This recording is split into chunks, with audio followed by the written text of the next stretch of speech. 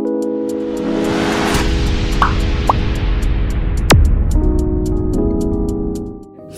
байцгаана уу? Камер руу гарч ирэх юм. За тийм. Сайн байцгаана уу? Намайг Сарнал хэргэдэг. Одоогоор санхүү эдийн засгийн их сургуулийн Нэгтлэн бодох бүртгэл мэргэжлэр 2 дугаар курстээс оролцож байгаа. Намайг Амарлан гэдэг. Би бас Нэгтлэн бодох бүртгэлийн мэргэжлэр 2 дугаар курстээс оролцож байгаа. Их сургуульд ороод хичээл хийж явах ч тулгарч байсан асуудал гинэ. Миний хувьд бол яг хамгийн ихний курстэй бол юу гэдэг вэ? Ингээд асуух хичээл хийж чадахгүй байгаа үедээ асууж ингээд хүн танихгүй болохоор асууж чадахгүй гэдэг. Тэгээд яж хахад ингээд яг гэртээ байдаг гэсэн шиг тэр үедээ яг ингээд багш нараас ч тусламж авах боломжгүй яг тэр үед жоохон хэцүү байдаг гэсэн. Надаас яг тийм байсан. Нөгөө яг эхний 1-р курсын намар болохоор яг танхимаар явж байгаа. Тэгээд арга болоогүй бидсэн жил гинт цахим болол карантинлэгдэл явцсан. Тэгээд тэгэхэд амар хэцүү. Тэгээд карантины үеэр хамгийн хэцүү байсан юм нь нүдний хараа амар болсон. Бас жоохон ядраад би өвдөх бас нэлээд амсуул байсан.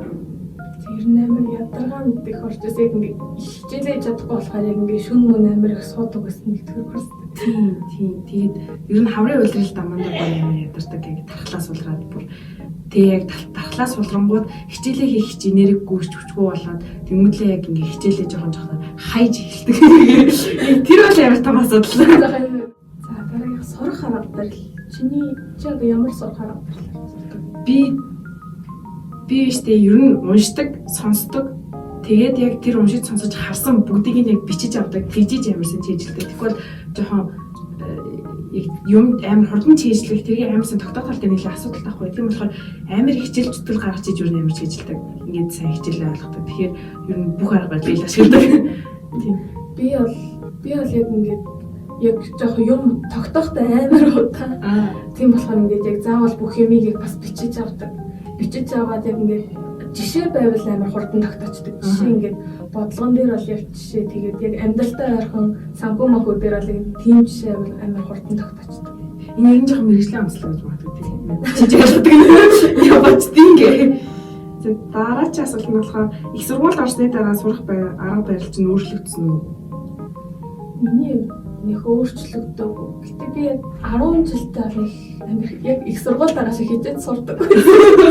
Ингээд зүгээр ингээд яг анги дээр юмаа хийчихэд амар яг зүгээр идэг байсан. Хичээл маань амар зүгээр гарч чаддаг. Одоо болохоор яг ингээд анги дээр чичээгээд гэртээ чичээгээд амар гадар их жатаач хийжээгээд.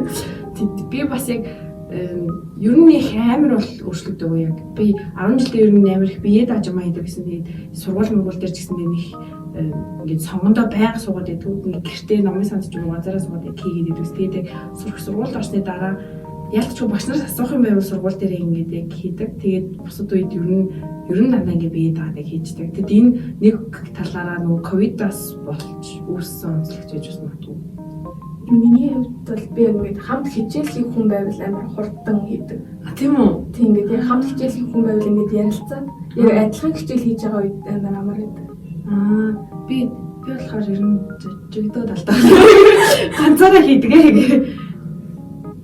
За хичээл хийхдээ юунаас мотивашн авдаг вэ? Мотивашн надад ер нь яг нэг 3 л мотивашн байдаг. Нэг хамгийн ихнийх нь болохоор яг ингээд хичээлээ хийж байгаа гэж жоохон шантрах гээд ирэнгүүтлээ за манай гэрийнхэн ч надад итгэж байгаа шүү дээ гэж бодглохлоор яг хичээлээ амар хийхгүй бол болохгүй шиг яг тэгж амар уран зориг авдаг. Нөгөөх нь болохоор ялцчгүй ингээд хичээлээ төгсөөд ингээд ирээдүйд ажил дээр гараад өөрийгөө амар тийм мундаг эмэгтэй болсон байна гэж төсөөлөхээр амар мотивашн авдаг. Тэгээд нөгөө талаар болохоор за бас ажилласаа хийгээд ингээд хичээл амнасаа сураад төгсжүүлэх баян болно. Энэ бол их мотивашн болтгоо. Би бас яг ингээд яг ирээдүйд гарах үр дүнгээ бодож баярлал ингээд яг хичээлээ одоо хичээдэг. Тэгсэн би одоо энийг би хийчихвэл би дүн сайн авал дүнгээ сайн авбал би уйлалын төгсгөл амар жаргалтай. Тэгээд одоо энийг хийчихвэл одоо дараа нь надаа ингээд хийх тэр цаг завт би одоо ингээд жоохон сонирхлоороо өөрийнхөө юмыг хийж болно гэдэг. Тэр зүйлүүд дээр яг надаа одоо хичээлээ хийх урам зориг өгдөг. Тийм яг тийм нэг ямар залуумын чи хичээлээ хий гэдэг юм хүмүүс нэг мотивашн болтгоо тийм. Яг нэг өөрөөсөө шалтгаалсан зүйлээс л амар мотивашн авдаг. Тийм. Юм байна. Шалгалтаа хэрхэн бэлддэг вэ? Ямар нэг тип байгаа юу? Би бол яг нэг сурах арга бодол дээрээс шиг нөгөө жишээ бодлогонууд ч юм уу тиймэрхүү юмнууд амар их хардаг. Яг тиймэрхүү жишээ байвал хичнээн ингээд шалгалтын дээр мэдгүй юм орж ирсэн яг тэрнээс ингээд нэг бодлого амар сайн жишээ бодлого тогтооцсон байхад яг тэрнийхээ ингээд хоёр талаас нь хөөгд бодчихдог.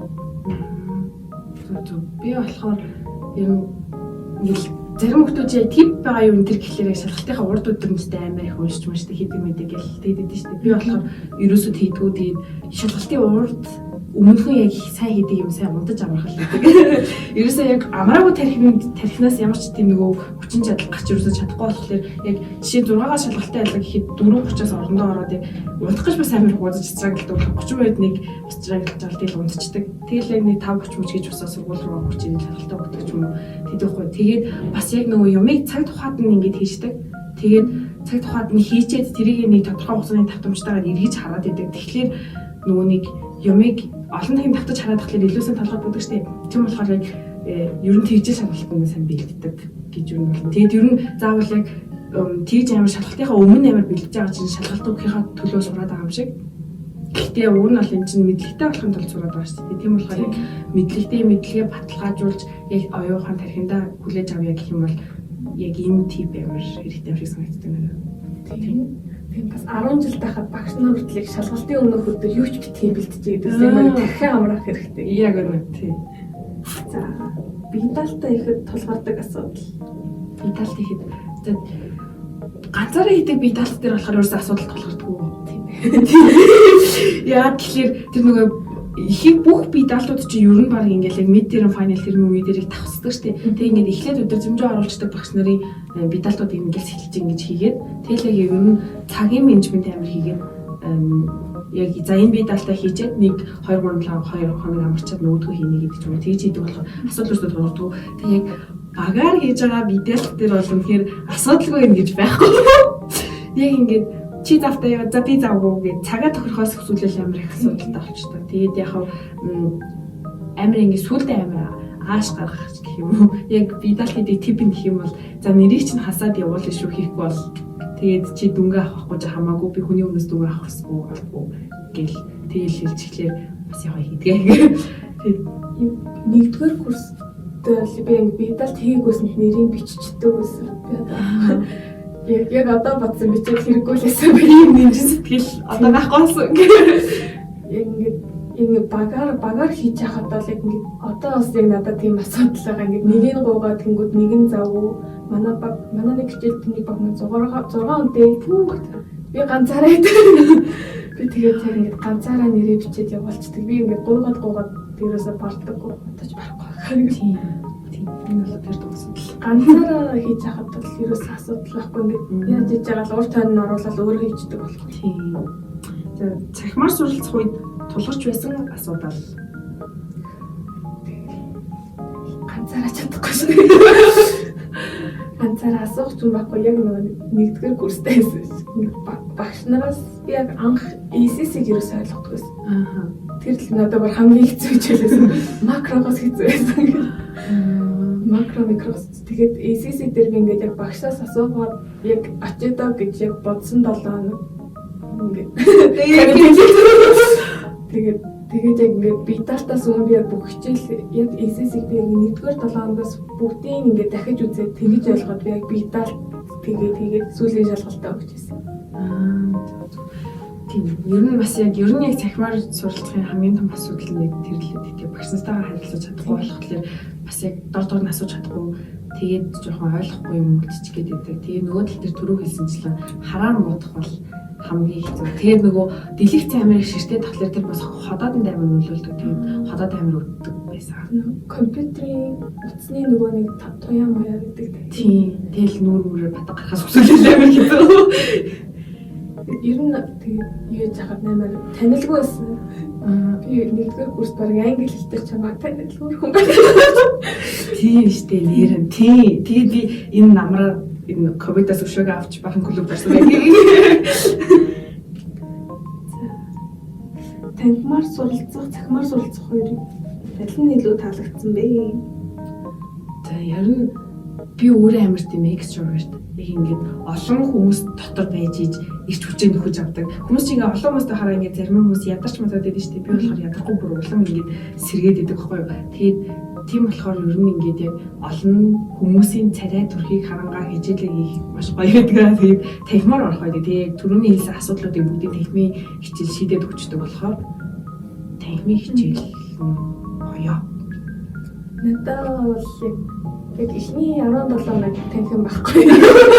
Тэрнээс хойш ингээд ядарчдаг болохоор гэтээ ингээд яг босоод хичээлдээ сумаар санагдав. Гэтээ ялчгүй танхимд ирэлтэй. Хүмүүс ер нь юмаа хийж хахад ч амар. Тийм сургууль дээр бас ингээд юм хийхэд хамаагүй үр дүнтэй. Тийм техмаар ингээд орж байгаагаас жоохон ядарч байгааг нэг шидэж болох юм. Яг 8 дугаар 7 хоногийн дараа нэг 7 хоног амарчаад буцаж орж ирдэг бол тэр бол гоё. Би тэрийг сургуулийн захиргаараа бичиж байгаа. Зүгээр амар ядраад байсан. Амар ядарсан би бүр ингээд тийм. За яаж хичээлээ хийвэл үр дүнтэй байдаг вэ? Тэ юу ганцаараа юу? Би бол ер нь тийм хүнтэй хийх юм арай яг адилхан хичээл хийж байгаа тохиолдол хүнтэй өөр хичээл хийж ивэл одоо жишээ нь 10 жилийнхаа найзуудыг дуудаад хичээл гэхээр өөр хичээл хийжтэй. Тэр үед жоох ингээд хамт ярилцах хөнгө болгоор юм. Ингээд хамтдаа ингээд хадуураад явчихдаг. Нэг зорилго нэг хичээл хийж байгаа юм л юм шүү дээ. Би болохоор би ер нь бас их тийм. Гэтэ бидалтад хийх юм бол яг ингээд багаар хийж байгаа үед хамт хийхэд зүгээр байдаг. Тэрнээс бусад үед ер нь амар ганцаар байдаг. Яг тэгэхээр анхаарал амар хурдан сарндаг минийх. Тэрийг амар мэддэг болохоор ер нь ганцаар хийдэг. Тийм. За их сургуульд орох гэж би хүүхдүүдэд өгөх зөвлөгөө юу байна вэ? За тэгэхээр ер нь бол цагийн менежменттэй байх амар зөв юм билээ. Ингээд яг юмаа яг цаг тухайд нь хийгээд явж байхад дараа нь ерөөсөө тэгж асуудал гарахгүй. Тэр л яг цагийн менежмент л амар хэрэгтэй санагцсан. Одоо яг их сургуульд орох гэж байгаа гэхээр чинь яашээ биештэй бэлдэж байгаа хүмүүс шүү дээ. Тэг яг бэлдсэн хэмжээгээрээ яг өөртөө ихтэйгээр ийшээ өгөө тэгээд сургуулаа сонгож орж ирээ. Тэгээд сургуулаа сонгоод мэрэгчлээ сонгох дээр би өөрөө амар struggle хийсэн болохоор тэрнэр хүүхдүүдэд амар нэг хэлэх юм байна гэж. Ингээд би яг мэрэгчлээ яг сонгох дээр амар асуудалтай байсан байхгүй. Тэгээд манай гэрийнхэн ер нь ингээд талангаар явуул айгу зүгээрээ гэд. Тэгээд яагаад зүгээр гэдгийг надад хэлээгүй зүгээр гэж хэлсэн байхгүй юу. Тэгээд тохойд одоо ингээд бодглохлоор ер нь үнэхээр бүр мэрэгчлээ сонгож чадахгүй яг юунд дуртай вэ гэдгийг мэдэж чадахгүй байх юм бол бүх юмний суурь болж чаддаг тийм мэрэгчлийг сонгол амар зүгээр юм шиг санагдсан. Тэгээд нэгтлэн жишээ нь яг бүх юмний суурь амар болж чаддаг шүү дээ. Тэг яг энэ шиг нэгтлэн шиг тийм суурь болж чаддаг мэрэгчлийг сонгох юм бол цаашаа ингээд зөвхөн бакалаврын 4 жилийн амьдрал дуусахгүй цаашаа ингээд амар олон сурах жил хугацаа чамд зөндөө байгаа учраас бас мэрэгчлээ тэгээд сонгож болно шүү гэж зөвлөе. Яг одоогоор л яг би философи дээр 96 или 95 гарч ирсэн. Яг болохоор мат 112 байсан. Үнэхээр яг хамгийн өндөр гарсан дүн байсан. 100 гарч ирсэн. Тэгээд баярлалаа.